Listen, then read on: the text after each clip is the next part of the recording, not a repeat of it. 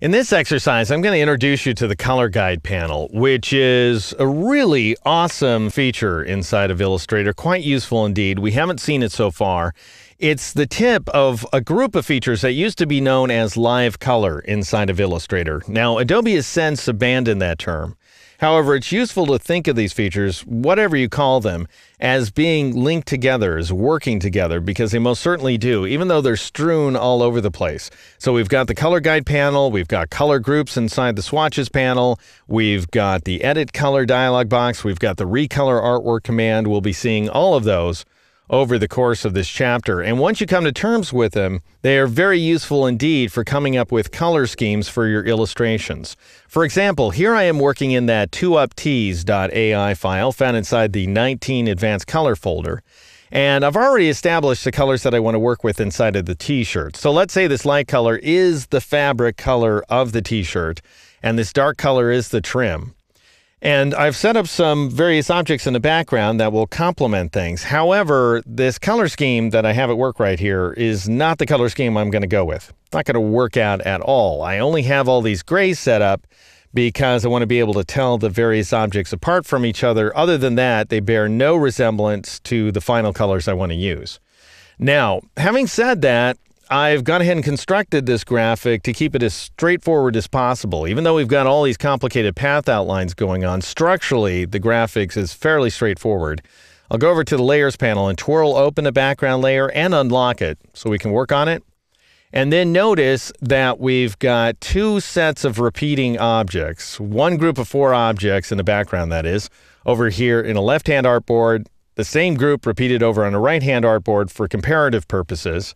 And so all of my black paths are grouped together. I've got this dark gray rectangle in back of it. I've got all of my lighter gray objects grouped together, and then my lightest gray objects grouped together.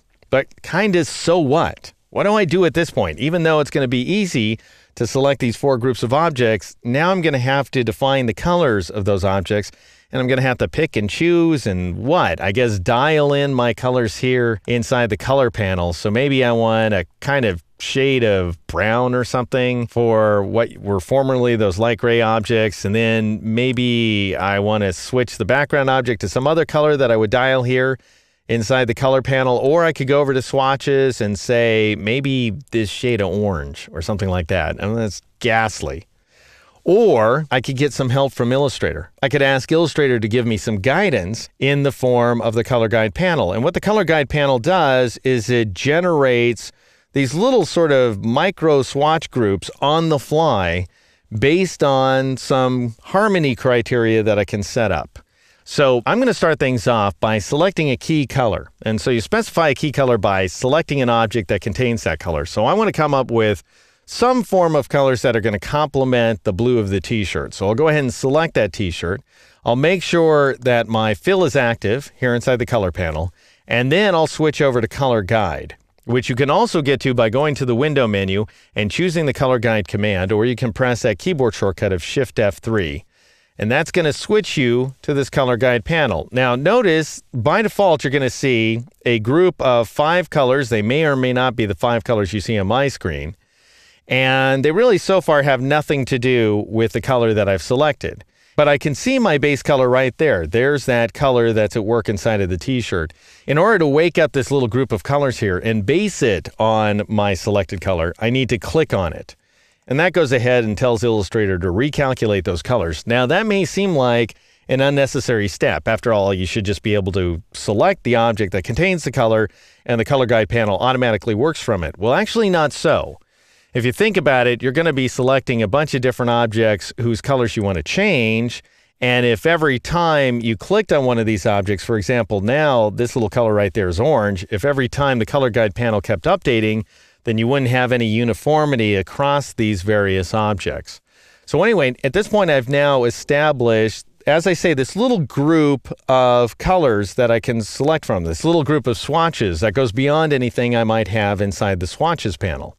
Now, if you want to vary the kinds of colors that you're seeing here, the arrangement of colors, then you can select a different harmony rule by clicking this down pointing arrowhead right there, and then you've got this huge list of harmony rules. Now, a lot of people immediately see this and go, oh no way am I going to somehow sift through this ridiculous list, especially because of the naming conventions and everything else that are going on. And what in the world does harmony even mean? Well, they're color patterns is essentially what's going on. And I don't want you thinking that somehow they've been vetted by a team of color scientists who have figured out that these are the colors that go together and you need to use these colors and nothing else. But how would you know which group of these colors to choose? These are just color patterns that some engineers have come up with that basically subscribe to some interesting but ultimately very flexible rules. For example, Tetrad 2, which is selected by default.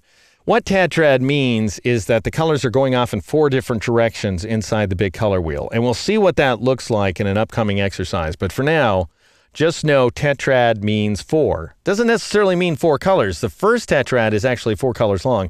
The second one is 5 colors long because 2 of the colors are resembling each other. They're going off in the same direction inside the hue wheel. Triad is colors that are going off in 3 directions. So the first triad is just 3 colors. After that, there are 5 colors because pairs of colors are going off in the same direction. And then if we go up the list, all the way up, we'll see complementary. That's pretty straightforward. So you're going to start with the blue, and then you're going to go off in the opposite direction for your other colors. You're going to go into the orange area, which is a color complement for blue. Left complement is going to warm things up. In this case, right complement is going to cool things down. Then we've got analogous that are colors that are going more or less in the same direction. Monochromatic are all going in the same direction. And this will become a little more clear what I mean by direction when we see these colors represented inside the Edit Color dialog box. As I say, that's coming up. The compound harmonies are a kind of combination of complementary and analogous working together.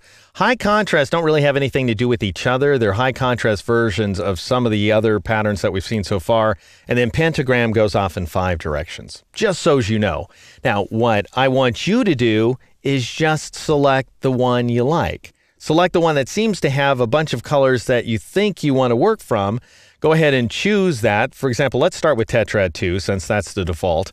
And then you'll see, in addition to these 5 colors up here in this color bar, these same 5 colors appeared right down the middle of the panel underneath this arrow. And then we see lighter tints over on the right-hand side and darker shades over here on the left-hand side, once again by default. And the shades, by the way, are going to lose saturation. So you're going to get more and more drab colors as you get darker. And there's 2 reasons for that. Illustrator is trying to mimic the same color as it gives you a shade.